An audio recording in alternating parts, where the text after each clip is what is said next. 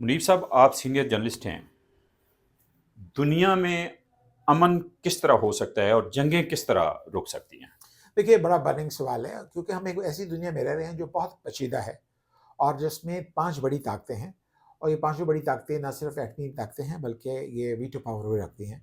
اور اقوام متحدہ میں سلامتی کونسل میں آنے والی کوئی بھی ریزولوشن جو ہے جب یہ کہہ دیں گے ویٹو کر دیں گے تو اس پر بحث نہیں ہو سکتی. اب کے سوال میں ایک اشارہ جو ہے وہ موجودہ صورتحال کا بھی نکلتا ہے، غزہ کا. غزہ کی جو صورتحال ہے وہ حماس کے ایک مہم جوانہ حملے کے نتیجے میں شروع ہوئی ہے، اور وہ حملہ جو ہے وہ آج حماس کے گلے پڑ گیا ہے. یہ جنگ جو ہے وہ اسرائیل نے لانچ نہیں کی ہے، یہ جنگ حماس کے ایک حملے کے نتیجے میں شروع ہوئی جو 7 اکتوبر کو ہوا گیا. اس حملے کے نتیجے میں پس پردہ کیا کارروائیاں تھیں یہ تو آنے والا وقت بتائے گا.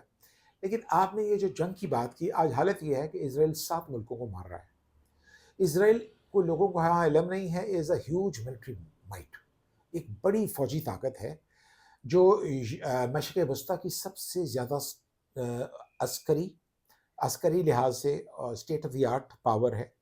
اور 93-92 لاکھ کی آبادی ہے اسرائیل کی، لیکن اس کے پاس جو state of the art technology ہے in terms of navy, in terms of army, in terms of air force, in terms of cyber tech war, in terms of intelligence, in terms of all sort of reconnaissance جو ہے وہ موجود ہے. اور میں آپ سے گزارش کرتا چلوں کہ 7 ملکوں کی ایٹ ٹائم وہ پٹائی کر رہا ہے. ایران ہے، اس میں عراق ہے، جارڈن ہے، اس میں شام ہے، اس میں یمن ہے، اور اس میں لیبنان ہے، اور حماس ہے، اور حزب اللہ ہے. آج حالت یہ ہے کہ حماس کو یحییٰ سنوار کی شہادت کے بعد وہ اپنے تیسرے اسماعیل ہانیہ کے بعد یحییٰ سنوار کے بعد تیسرے اپنے قائد کا اعلان نہیں کر رہی کہ اس کو نقصان نہ پہنچائے. رائٹ.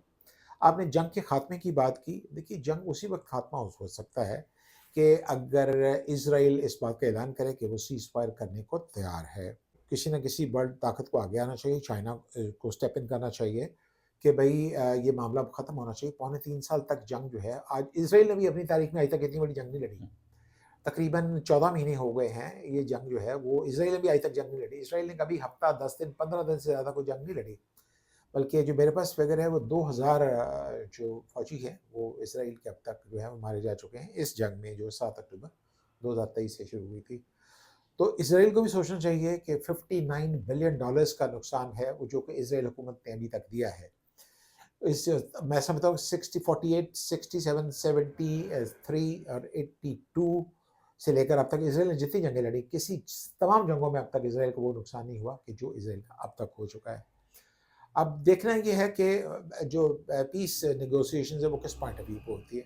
میرا خیال ہے پیس نیگوسیشنز اس پوائنٹ پہ ہونی چاہیے کہ جو غزہ کی تعمیریں نہ ہوں اور اسرائیلی فوج جو ہے وہ وہاں سے نکل جائے، اور جو 2 اسٹیٹ سولوشن ہے جس پر میں سمجھتا ہوں سعودی عرب بھی تیار ہے کہ اسرائیل اور جو پیلسٹینین ہیں وہ 2 اسٹیٹ سولوشن کے تحت سائڈ بائی سائڈ اپنی ریاستیں جو ہیں وہ ان کو کریں، تاکہ خطے میں خصوصاً اگر یہ جنگ بھڑکتی ہے تو میں سمجھتا ہوں کہ سب سے زیادہ نقصان 6 اسلامی ملکوں کا ہے. اسرائیل کے ارد گرد آپ دیکھیں کرسچن اسٹیٹ تو ہے کوئی نہیں، اور سارے اسلامی ملک ہیں جو کہ براہ راست متاثر ہو رہے ہیں. اور اگر ایران کی جو جنگ ہے، جس لیول پر ایران کی جنگ ہے وہ زمینی لڑائی نہیں ہو رہی، لیکن ایئر اٹیکس ہو رہے ہیں، میزائل اٹیک ہو رہے ہیں، اچھا پھر ڈرون اٹیک ہو رہے ہیں، پھر ریکونیسنس ہو رہی ہے.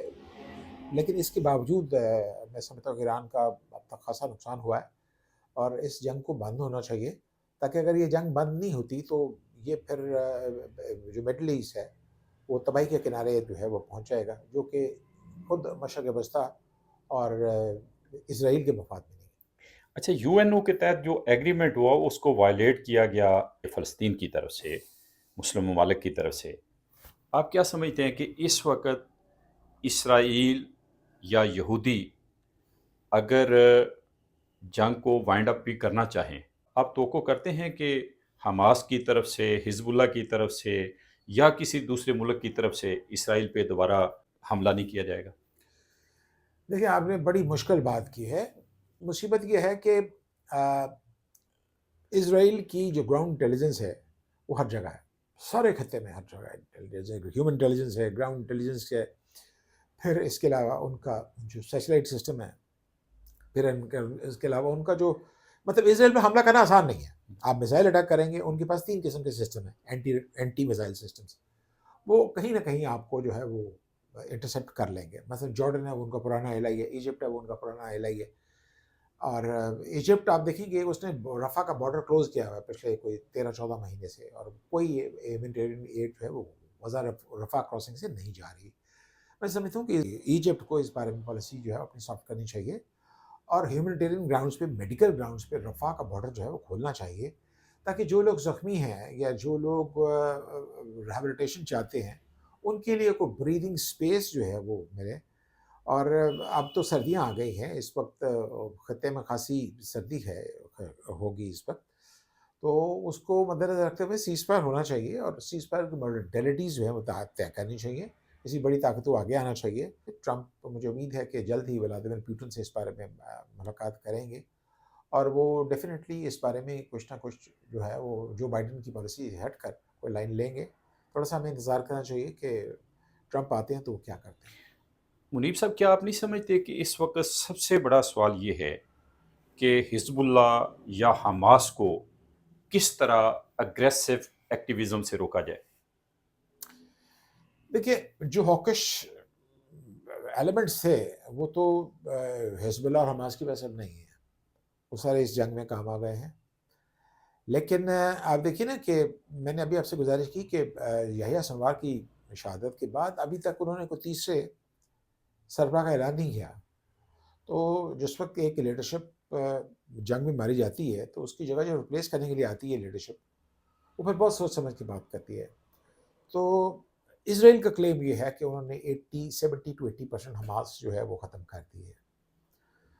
اور جو گراؤنڈ صورتحال ہے وہ کچھ اس کی تائید کرتی ہے. مطلب غزہ بالکل اچھا، تباہ، ربل بن گیا ہے، بالکل تباہ ہو گیا ہے. اور وہ کہتے یہ ہیں کہ ان کا جو میزائل سسٹم ہے وہ پہلے ریڈ کر لیتا کہ کہاں سے میزائل آ یہ رہے ہیں. کہا جا سکتا ہے کہ حماس نے کچھ سبق سیکھ لیا ہوگا. اب دیکھیے، یہ تو حماس کی لیڈرشپ بتا سکتی ہے، لیکن میں نے آپ سے گزارش کی کہ یحییٰ سنوار کی شہادت کے بعد ابھی تک ان کی جانشین کا اعلان نہیں کیا گیا، کیونکہ ہو نہیں سکتا کہ آپ جانشین کا اعلان کریں اور اسرائیلی سسٹم جو ہے، جو سیکورٹی سسٹم ہے اور انٹیلیجنس سسٹم ہے، اس کو ٹریس آؤٹ نہ کر لیں. اچھا منیب صاحب، ابھی تک جو ہم نے بات کی وہ اسپیسیفک اسرائیل اور فلسطین کے تناظر میں کی، جبکہ اوورآل ہی دنیا کے اندر جنگیں بھی ہو رہی ہیں، بہت سارے ملکوں کے اندر کنفلکٹس ہیں، ہمسایوں میں تعلقات اچھے نہیں ہیں. ہمارے ایجوکیشنل سسٹم کے اندر کیا تبدیلیاں آنی چاہیے؟ یو این او کو کیا رول پلے کرنا چاہیے کہ دنیا ایک پرامن دنیا بن جائے؟ دیکھیے، سب سے پہلے تو یہ ہے، میں سمجھتا ہوں کہ جو اقوام متحدہ کی جو ممبرشپ ہے، پرماننٹ ممبرشپ، وہ ریوائز ہونی چاہیے. مثلاً خطے میں کئی بڑے ملک ہیں، ٹھیک ہے، مطلب جرمنی ہے، برازیل ہے، جاپان ہے.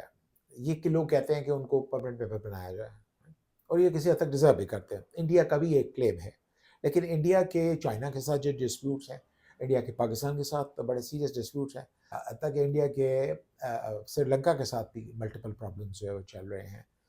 لیکن اس کے باوجود میں سمجھتا ہوں کہ جو P5 کی ممبرشپ ہے اس کو ایکسپینڈ کرنا چاہیے، اور وہ ملک جن کے ڈسپیوٹس ہیں ان کو کہا جائے کہ جناب آپ اپنے ڈسپیوٹس جو ہیں، ٹیریٹوریل ڈسپیوٹ جو ہیں وہ سیٹل کریں. اس کے بعد ہم دیکھتے ہیں کہ آپ کو P5 کی ممبرشپ میں لینا ہے یا نہیں لینا. آپ نے ایجوکیشن سسٹم کی بات کی، پاکستان کے سسٹم کی بات کی. یہ پاکستان کا جو ایجوکیشن سسٹم ہے یہ انفارچونیٹلی ریلیجن پہ بہت زیادہ فوکس کرتا ہے. ہمیں جو ہے وہ خطے میں مثلا جو صوفیزم ہے اس کو اپنے نصاب میں شامل کرنا چاہیے. اس خطے میں جو اسلام پھیلا تلوار کے زور سے نہیں پھیلا، اولیاء کرام کی تعلیمات سے پھیلا. حضرت علی حجویری ہیں، حضرت خواجہ معین الدین چشتی ہیں، انہوں نے کوئی تلوار تو نہیں چلائی، انہوں نے کوئی اپنی تعلیمات سے لوگوں کو مسلمان کیا، اور کوئی کسی پہ جبر نہیں کیا، کسی کے ساتھ سختی نہیں کی. ہمیں اپنے صوفیاء کی جو تعلیمات ہے اس کو اپنے نصاب کا حصہ بنانا چاہیے، جو امن، آتشی اور پیار محبت کا اور بھائی چارے کا درس دیتے ہیں. ہم نے جو ہے وہ ان کو اپنی تعلیمات سے باہر نکال دیا. اب ہمیں جو بلے شاہ ہے وہ صرف عرس تک محدود رہ گیا ہے. حضرت دادا گنج بخش ہے اور حضرت نظام الدین اولیاء یہ صرف اس تک محدود رہ گئے، یہ بھی مناسب نہیں ہے، اور یہ اس کو ہمیں اپنے نصاب کا حصہ بنانا چاہیے اور فوکس کرنا چاہیے. ہمارے یہاں 3 نظام تعلیم چل رہے ہیں، امریکز بھی ہے، اپنا نظام بھی ہے، ٹاٹو کا نظام بھی ہے، ایچ ایس این کالج بھی ہے. اوپر سے لے کر ایک نظام تعلیم ہونا چاہیے. ہم نے محب وطن لوگ پیدا کرنے، مطلب انڈیا میں آپ دیکھیں، انڈیا میں کوئی ایچ ایس این کالج نہیں ہے. انڈیا میں سارا جو ہے وہ ایک ہی سسٹم ہے، اور ہمیں زور دینا چاہیے آئی ٹی پر، سائنس کی ٹیکنالوجی پر. اب ہم جو ہے وہ کھلاڑی تو بڑے پیدا کر رہے ہیں، لیکن مجھے نہیں یاد پڑتا کہ ڈاکٹر عبدالسلام کے بعد گزشتہ 45 سال میں ہمارا کوئی عالمی سطح پہ کوئی سائنسدان آیا ہو جس کو دنیا مانتی ہو، اس کی جو اہمیت ہے اس کو تسلیم کرتی ہو. تو اس طرف ہمیں توجہ دینی چاہیے، آئی ٹی کی طرف دینی چاہیے، سائنس کی طرف دینی چاہیے، ٹیکنالوجی کی طرف دینی چاہیے. ہمیں اپنا ذرا جو زور ہے وہ ملٹنسی سے کم کر کے سائنس اور انفراسٹرکچر اور آئی ٹی پہ لگانا چاہیے. بہت شکریہ منیر صاحب.